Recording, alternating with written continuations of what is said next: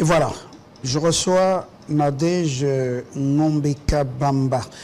Ngombeka Bamba, ça dépend. Bonjour. Bonjour. Bon mois de la femme, comment on dit ça? C'est pas une fête, hein? C'est un mois de combat quand même, non? Oui, bonne célébration. Est-ce que c'est une fête? Je ne veux pas dire que c'est une fête, c'est une célébration.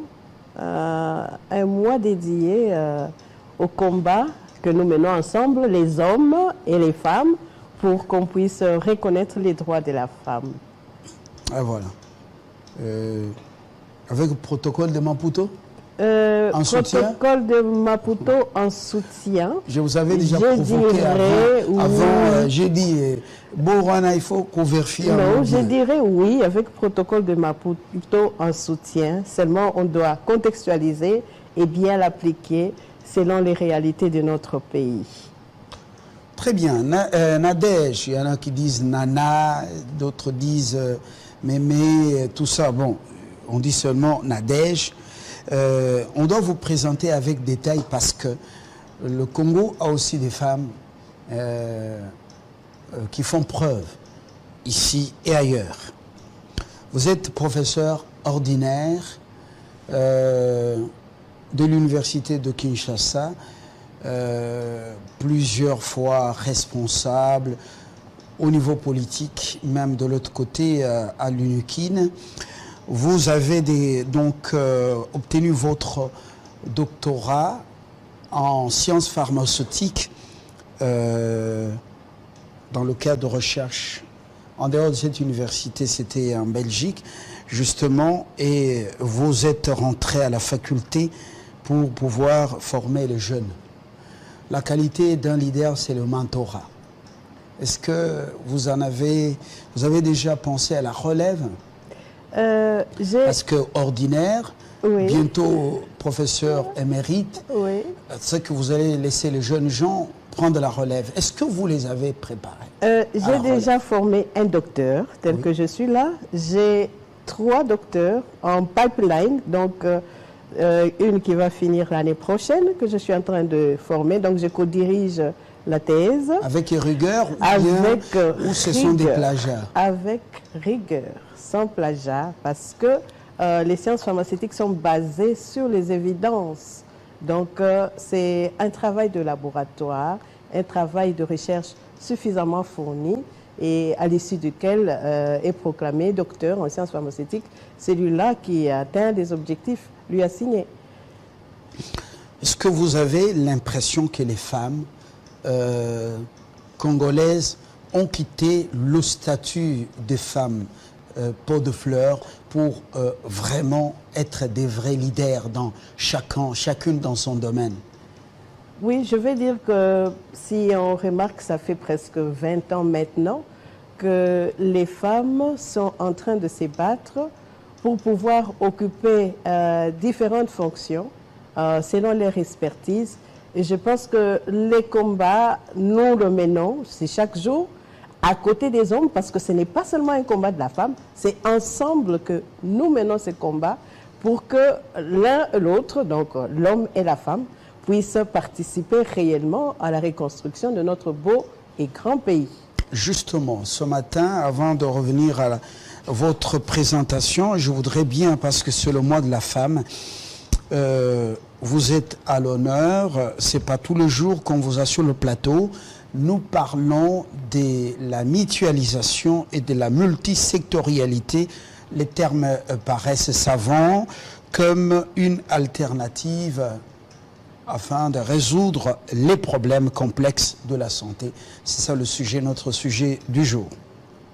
Mais je reviens à vous pour dire que vous avez obtenu un certificat postdoctoral à Oregon, aux États-Unis, dans une université. Je n'ose pas m'hasarder sur la prononciation parce que je risque de gâcher les choses. C'est Oregon Science and Health Oyoki Yomoko, que vraiment ça exige un exercice labial ardu. Et puis à l'Institut national de recherche biomédicale INRB RDC, doctorat en sciences pharmaceutiques, faculté des sciences pharmaceutiques, Université de Kinshasa, même si vous l'avez soutenu ailleurs. Et puis à l'Université catholique de Louvain en Belgique, diplôme d'études approfondies en chimie et technologie alimentaire, option analyse, Université Mariangouabi à Brazzaville, au Congo voisin, diplôme de pharmacien, Université de Kinshasa. Vous avez occupé un poste de responsabilité à l'académie, donc au niveau académique et sociétal. Ce sont des postes. Directeur adjoint au LACOMEDA, laboratoire d'analyse et de contrôle des médicaments et denrées alimentaires, vice-doyen chargé de la recherche, vice-doyen chargé de l'enseignement, toujours à la faculté de sciences pharmaceutiques à l'Université de Kinshasa, coordonnateur du comité des coordinations Une Santé en 2011 jusqu'à ce jour, plateforme appelée Santé, directeur de cabinet adjoint au ministère de l'Enseignement supérieur et universitaire sous Théophile Bemba Fondou d'Iluyindu, et puis directeur de cabinet, directeur de l'université de Kinshasa. Voilà, au niveau politique, vous vous frottez aussi à des formations politiques. Hier, c'était une formation politique, je ne cite pas son nom. Aujourd'hui, apparemment, à la porte de l'Union sacrée, c'est ça? Je vais dire que je suis technicienne au service des politiques. Voilà. Et être ministre, ça ne vous intéresse pas? Être ministre, ça peut intéresser, puisque c'est pour rendre service à la nation. Alors, c'est une très bonne chose. Mais bon, quand on dit que Moamba, c'est la colline autrefois inspirée, est-ce que c'est une provocation? Oui, c'est une provocation. Moamba est toujours inspiré. Moamba est toujours au service de la communauté par rapport à l'enseignement, par rapport à la recherche, et participe aussi activement et pleinement à la reconstruction de notre pays. Voilà.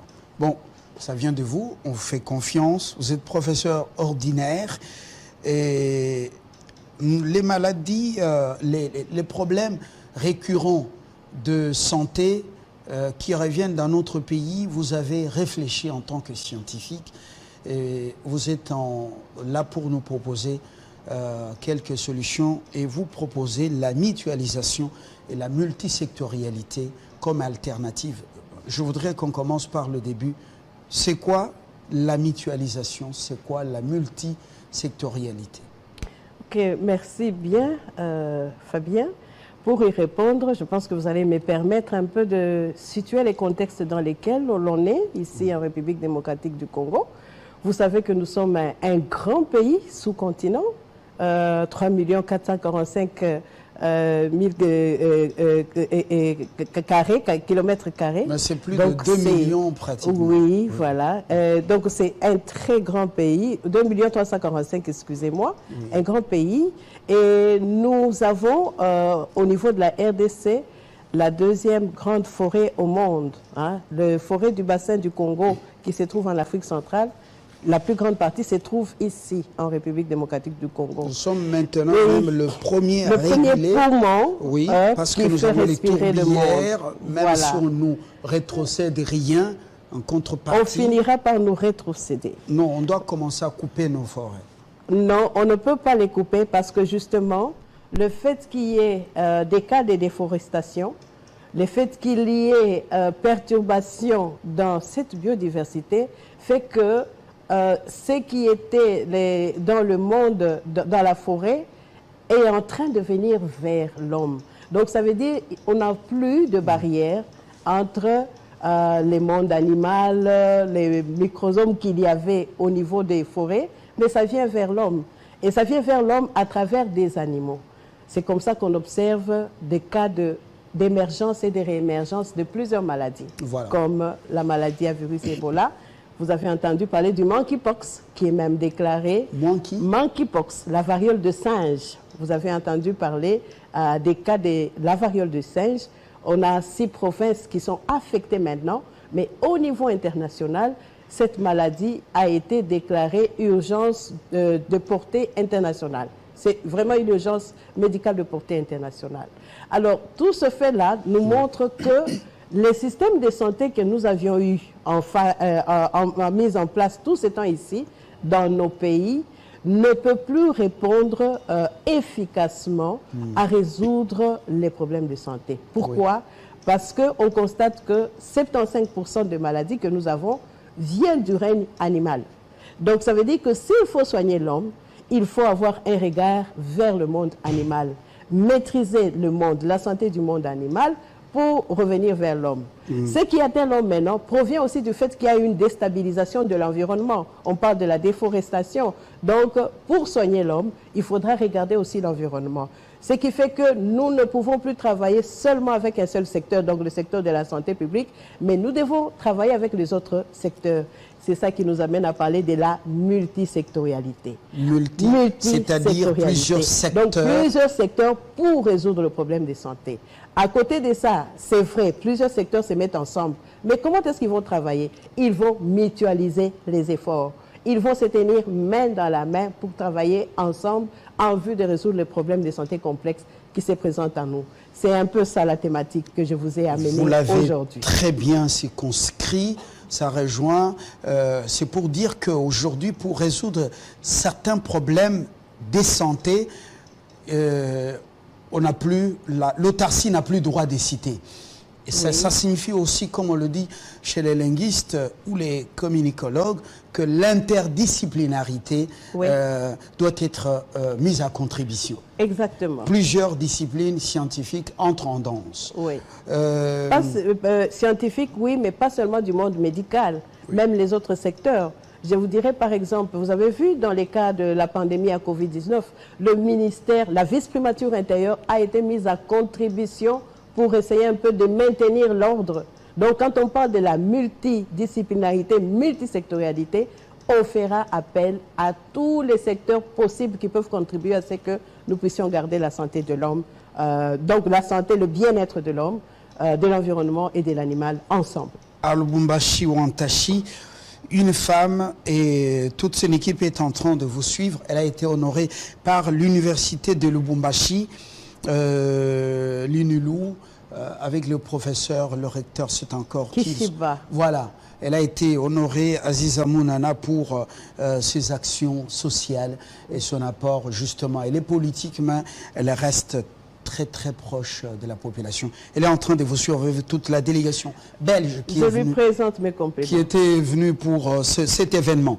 Alors, aujourd'hui, là, les maladies, vous dites que beaucoup des maladies qui nous agacent viennent de l'environnement. Et du monde animal. Du monde animal. 75%, pour être un peu plus ou moins précis, environ 75% des maladies qui déstabilisent l'homme actuellement proviennent du monde animal et de la déstabilisation de l'environnement. Pensez-vous qu'à ce niveau, à ce stade, au Congo, les scientifiques de plusieurs domaines ne mettent pas à contribution leur expertise pour pouvoir résoudre ces problèmes?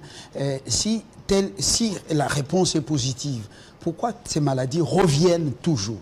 Oui, je dirais que les scientifiques ont pris conscience de cela, et même les politiques, dans le plan d'action, le plan de travail du gouvernement de la République, on parle de la multisectorialité comme nouvelle approche pour résoudre les problèmes de santé. Donc ça veut dire qu'il y a d'abord, nous avons cette volonté politique, mais il faudra que vous puissiez aussi savoir que depuis 2011, le gouvernement de la RDC fait la promotion de l'approche Une Santé. C'est cela que ça s'appelle. Cette multisectorialité-là, elle est définie à travers une stratégie qu'on appelle stratégie Une Santé ou bien stratégie One Health. Et depuis 2011, le gouvernement de la République a mis en place une commission de coordination Une Santé qui fait la promotion de la stratégie Une Santé et l'implémentation de cette promotion. Et cette commission-là est multisectorielle. Elle prend plusieurs ministères en son sein, elle prend d'autres secteurs comme les corporations de santé, elle prend des universités en son sein, tout ça pour promouvoir cette multisectorialité, essayer de dire à tout le monde, il est temps que nous puissions travailler de plus en plus ensemble, en étroite collaboration, pour pouvoir apporter des réponses efficaces à ce que nous avons comme problème de santé. Ces maladies reviennent, oui, c'est vrai, mais c'est parce que nous devons mettre en place ces systèmes et petit à petit commencer déjà à bien préparer, parce que pour soigner une maladie, c'est mieux de préparer, de faire de la prévention que d'attendre quand il apparaisse. Alors si au niveau de la préparation et de la prévention, nous sommes déjà suffisamment outillés en travaillant tous ensemble, je pense que nous allons arriver à bout de ces maladies qui viennent et qui reviennent chaque fois. Vous l'avez bien dit pendant notre briefing, les maladies infectieuses, émergentes et réémergentes à caractère zoonotique, comme Ebola, Oui. comme Le monkeypox. rage, comme la fièvre. Les fièvres hémorragiques, c'est par Fièvre exemple jaune. Ebola, fièvre Oui. jaune aussi, oui. Monkeypox, Oui. Covid-19, ainsi que la résistance aux antimicrobiens. Vous appelez ça RAM. Oui, c'est ça. Nous Mais appelons ça on RAM. dit, d'autres scientifiques, vos collègues européens, commencent à dévoiler le secret pour dire que Ebola, plutôt Covid-19, ça a été, c'est une histoire qui vient des labos chinois et c'est l'œuvre scientifique pour pouvoir éliminer une partie de la population du monde. Bon, ça fait, c'est plusieurs hypothèses, c'est plusieurs personnes qui parlent, mais moi, en tant que scientifique, je ne peux me baser que sur une évidence scientifique. Si on apporte effectivement les preuves, comme ça doit se vérifier, que ça vient du laboratoire, que ça a été fomenté, tout le monde croira. Mais pour le moment, on sait qu'il y a des mécanismes qui sont mis en place pour essayer un peu de suivre quand il y a une pandémie, il y a une épidémie, pour essayer un peu de suivre ce virus qui s'est réveillé. Il s'est réveillé comment? Comment est-ce qu'il est devenu plus virulent et ainsi de suite? Tout ça, c'est basé sur des évidences scientifiques. Et ce n'est qu'après ça qu'on peut lever l'option, qu'on peut donner une décision en disant que effectivement ce qu'on a observé, c'est le fruit de ceci ou de cela. On ne peut pas se mettre à parler comme tous ceux-là qui parlent sur la place publique, parce qu'on a dit ceci, parce qu'on a dit cela. Et en plus, vous savez qu'avec l'Internet, la digitalisation, on a l'infox, on a la bonne information, on a tout.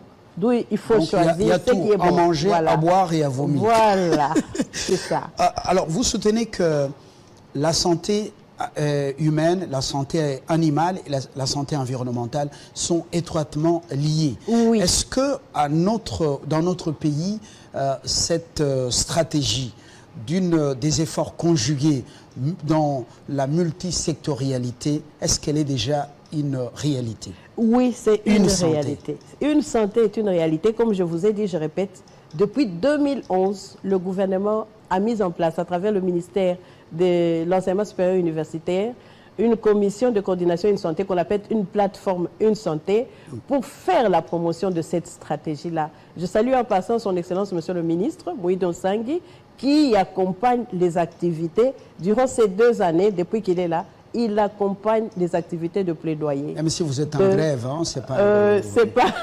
Oui, nous sommes en grève, ça c'est autre chose. Là, il y va de la santé de la population. Vous étiez parmi ceux qui ont marché? Non, je n'ai pas marché. Pourquoi? J'avais une réunion. Ah, voilà. Les chercheurs n'aiment pas la grève.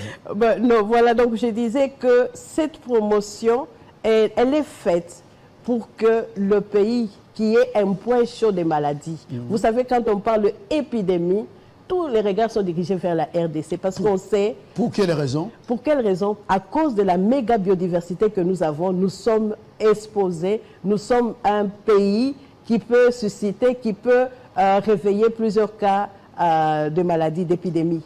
Parce que c'est la biodiversité. Il y a les arbres, c'est vrai, mais il y a aussi des êtres infiniment petits, des micro-organismes infiniment petits comme les virus, qui dormaient calmement dans les forêts. Mais puisqu'on fait de la déforestation, puisqu'on va vers la forêt, donc on déstabilise cet équilibre-là. Et voilà, il y a un contact qui s'établit, qui n'était pas tout ce temps ici, entre les humains, les animaux et puis l'environnement. Donc maintenant, là, les problèmes de santé se traitent à l'interface homme, animal et environnement.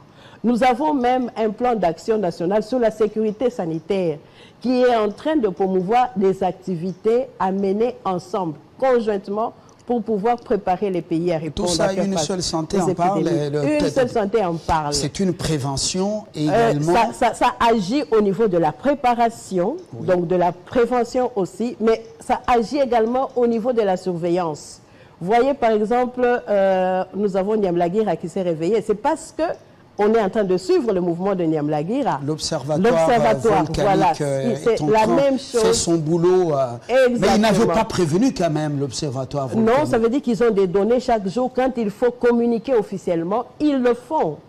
Mais quand il faut, ce sont des données encore à garder, ils le font aussi. C'est pareil pour la santé. Il y a une préparation, il y a une surveillance, on regarde qu'est-ce qui se passe dans les pays, il y a des données qui circulent, il y a des partages d'informations, tout ça pour permettre au pays de mieux répondre à ces épidémies, à ces épisodies, tout ce qui est comme problème complexe de santé. Voilà, épisodies, ce sont les maladies des animaux, c'est ça? Voilà. Ah, vous comprenez qu'on entre par moment dans votre domaine. Je m'excuse, bon, vous allez dire que ce sont des termes barbares, mais c'est pas si barbare. Non, c'est pas barbare. Épisotie ou épisodie? Épisodie. Ah, voilà. Oui. Mais comment expliquer que les séries chinoises, oui, françaises, américaines, aient annoncé des années avant cette affaire de Covid-19 comme une pandémie, des séries tournées par des acteurs du film qui annonçaient déjà cette affaire de la pandémie. Madame, vous êtes scientifique. Oui. Je suis un peu curieux. Comment expliquer ça? Au fait, ils se sont basés sur des évidences. Même les... Comment on appelle là, comment, en France, comment on appelle ça le truc là de poivre d'Arvor là? Comment on appelle? Une émission? Non, le truc là où le poivre d'Arvor et d'autres, ils sont comme des dessins animés là. Comment on appelle ça? Le nom est parti. Oui. Ils ont annoncé cette pandémie bien avant. Comment expliquer ça? Non, ça ne peut pas étonner. Pourquoi? Parce que dans les cadres de la préparation, dans les cadres de la surveillance, il y a des données scientifiques, il y a déjà 10 ans, 20 ans, qui ont montré qu'au fur et à mesure qu'on avance avec la déstabilisation sur les plans climatiques, la déforestation, le réchauffement climatique, il y aura des conditions favorables qui vont se créer pour tel autre virus, pour tel autre microbe. Donc, ça n'étonne pas. Ça n'étonne pas parce que ce sont des prévisions. Sur base de ces données-là scientifiques, nous avons plusieurs expertises. Le monde du cinéma ne peut que s'en saisir, par exemple, pour envisager, pour montrer que voilà, si nous avons pareille catastrophe, voilà ce qui va se passer. Mais c'est basé sur des données qui ont été déjà publiées il y a plusieurs années, et c'est ça qui a même fait qu'on puisse demander aux pays qui sont considérés comme étant de points chauds en ce qui concerne l'apparition, donc l'émergence et la réémergence de maladies, de mieux se préparer parce que ce sont des données qui avaient établi que d'ici 10 ans, d'ici 20 ans, nous pouvons être appelés à faire face à telle catastrophe ou tel autre événement de santé. Donc ça ne peut pas surprendre. C'est basé sur des résultats, des recherches, des évidences scientifiques d'il y a 10 ans, 20 ans. Et c'est ça qui a fait même qu'on puisse dire, attention, il y a 20 ans déjà qu'on disait, 30 ans même, on peut même dire au siècle passé, on nous disait de faire attention, il faut travailler ensemble, il faut mutualiser les efforts, il faut travailler avec tous les secteurs pour pouvoir arriver à concrétiser le bien-être de l'homme, de l'animal et de l'environnement. Alors, si je comprends bien, les scientifiques, déjà le Congo est en bonne position parce que vous êtes déjà dans la prévention. Oui. Et cette multisectorialité est opérationnelle.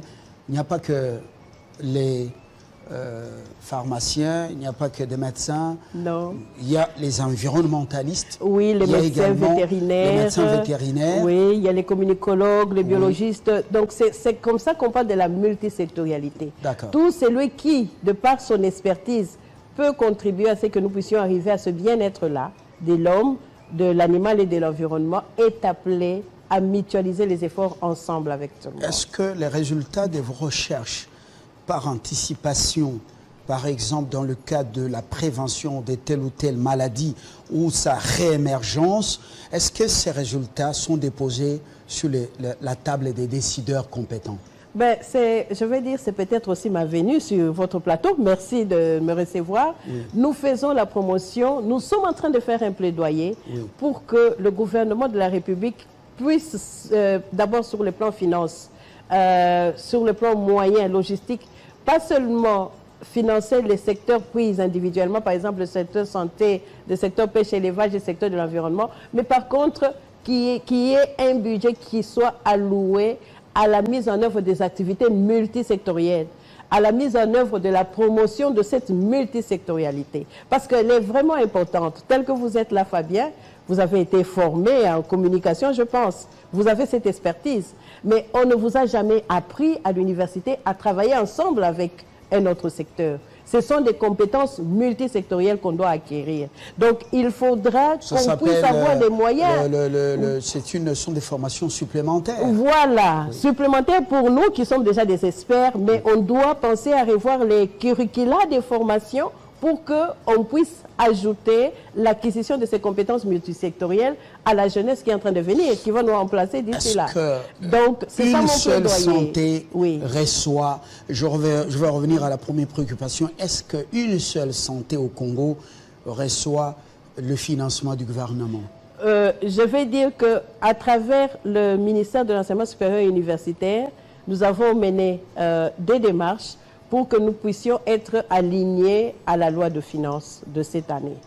Je pense que c'est fait, et là je salue, je remercie. Ou vous êtes sûr je suis sûre que c'est fait. Ça a été fait, mais ce n'est pas suffisant. Il faudra qu'on puisse vraiment bien voir apparaître, puisque dans le plan d'action du gouvernement, c'est clair, on a dit qu'il faut la multisectorialité. Il faut mettre le paquet pour cette multisectorialité. On dit mieux vaut prévenir que guérir. Voilà, il faut mettre le paquet. Donc, moi, j'aimerais bien avoir, dans la loi de finances, une ligne qui dit vraiment que ce paquet est destiné à la mise en œuvre de la multisectorialité. Parce qu'il n'y a pas que les maladies. Mais vous n'êtes pas allé faire pression. Il y a Guerre qui a besoin aussi de la multisectorialité, de plusieurs experts pour pouvoir réagir. Vous n'êtes pas allé faire pression sur le législateur ou les députés, sénateurs pendant l'examen et le vote du budget de l'année en cours? Si, à travers le ministère de l'ESU, nous avons quand même défendu ça, mais il faudrait que nous puissions aller vers les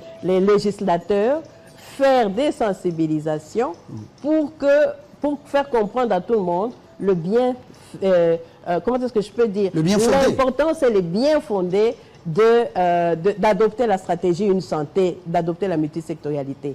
Nous avons écrit au Conseil économique et social de la République, parce que nous voulons commencer aussi par là. Ce sont des conseillers de la République.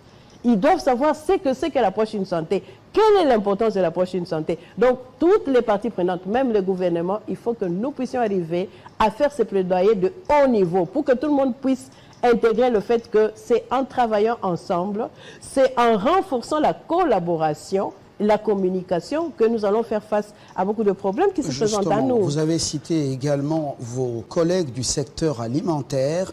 Je sens que dans cette interdisciplinarité, la recherche scientifique y intervient à plusieurs niveaux. Évidemment. Que fait ce ministère? Est-ce qu'il vous accompagne également, à part apparemment un soutien moral de Mouyindo Zangui? Non, ce n'est pas seulement un soutien moral. Déjà dans les attributions, dans les missions du ministère de la Recherche et Innovation technologique, on doit accompagner la recherche, c'est vrai, surtout à tout le niveau, mais principalement maintenant, le focus est mis par exemple sur les risques biologiques et chimiques qui doivent être traités en tenant compte de cette approche Une Santé. Donc nous sommes ensemble, nous travaillons ensemble, nous devons avancer ensemble, mais le plaidoyer s'impose pour bien faire, il faut les moyens. Donc, un plaidoyer s'impose pour qu'on puisse vraiment avoir une ligne budgétaire pour la multisectorialité. Parce qu'il n'y a pas que les partenaires techniques et financiers nous appuient. Jusque-là, à 100%, on est appuyé par les partenaires. Mais il faudra que ça puisse être renversé. Donc, l'étranger vous appuie, vous avez un bureau, vous avez de la logistique, vous êtes opérationnel, ça fait combien de temps une seule santé? Depuis 2011, comme j'ai dit, donc nous sommes en 2023, ça fait 12 ans déjà. Les résultats de vos recherches, est-ce que les décideurs les lisent? Oui, et pour dire que le gouvernement et les décideurs nous accompagnent, nous sommes en train de décentraliser les activités de la Commission Une Santé à travers les provinces. Parce que comme vous le savez, Fabien, quand on est face à un problème de santé, mais ça ne commence pas au niveau national, c'est dans nos communautés. Ça vient de nos maisons et puis ça remonte. Donc il faut amener cette multisectorialité, cette mutualisation des efforts au niveau de la communauté. Donc nous sommes en train de décentraliser les activités de la plateforme Une Santé. Et là, nous avons déjà atteint 11 provinces. Il nous en reste 15 pour que nous puissions dire que toute la RDC s'est imprégnée de la stratégie Une Santé. Vous avez multiplié trop de provinces pour rien, d'autres sans ressources. Pourtant, il fallait se limiter. Ce n'est pas vous, hein? Voilà. Je suis en train de m'adresser à ceux qui l'ont fait. Bon, voilà, c'est déjà fait, on part, on fait avec. Oui. Mais entre-temps, vous avez l'impression qu'ils vous lisent et ils vous aident à anticiper toutes ces menaces. Je reviens à cette préoccupation, c'est important. Ils nous lisent. Dans nos ministères et l'administration, il y a des courriers qu'on ne lit pas. Fabien, est-ce qu'ils ne sont pas en train de nous suivre maintenant là?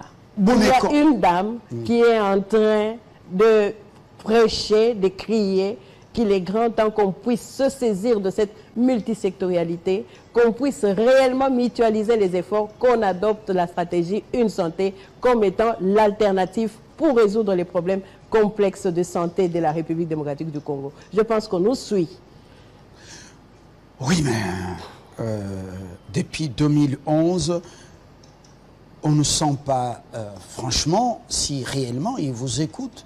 Dernièrement, on a parlé de Monkey. On a parlé de Monkey. Monkey est provoqué par quoi? Monkeypox, la variole de singe, c'est encore un virus qui atteint, au fait, je vais dire en termes plus simples, c'est un virus qui est cousin au virus de la variole, qui causait la variole à l'époque, mais maintenant qui était dans le monde animal, mais qui passe maintenant vers l'homme. Donc l'homme fait cette maladie, donc qui est la variole du singe. Donc vous voyez qu'il y a un contact du monde animal vers l'humain.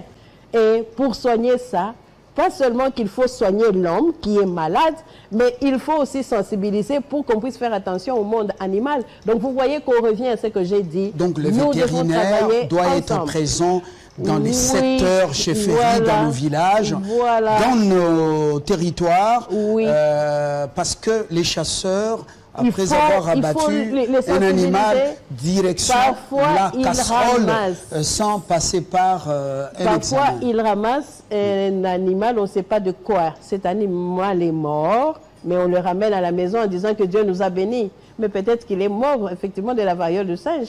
Bon, Dieu a béni parce qu'on a mangé les feuilles des légumes pendant longtemps. Quand c'est la viande, c'est une bénédiction, c'est une expression dans certains coins du pays. Donc, on sent que c'est plus urgent. Ça bouge, le monde bouge. Nous devons nous préparer parce qu'on n'en a pas fini avec les épidémies. On n'en a pas fini avec ces pandémies-là. Il faut se préparer. La réussite face à une maladie, à une terrible épidémie, c'est dans la préparation. Comment est-ce que vous êtes préparé? Et la préparation, c'est là où on nécessite que nous puissions tout mettre en branle pour travailler ensemble, pour mener des activités de façon conjointe. Et pour ça, on apprend à travailler ensemble. L'INRB, avec M. Mouyembe, en quoi ils vous sont utiles dans cette multisectorialité? Ils sont utiles, ils sont réellement utiles parce que vous voyez, on va dire que c'est notre centrale, laboratoire de référence. Tout ce qui vient, qui apparaît au niveau du pays, qui est, je vais dire un terme plus simple, un peu bizarre, c'est analyser et confirmer la nature de ce qui agresse nos populations. Ils travaillent aussi en mettant en collaboration les autres secteurs. Donc, ils sont en train de travailler en suivant aussi l'approche d'une santé. Donc, main dans la main, nous travaillons ensemble. Et nous devons continuer à travailler ensemble. On termine justement par là.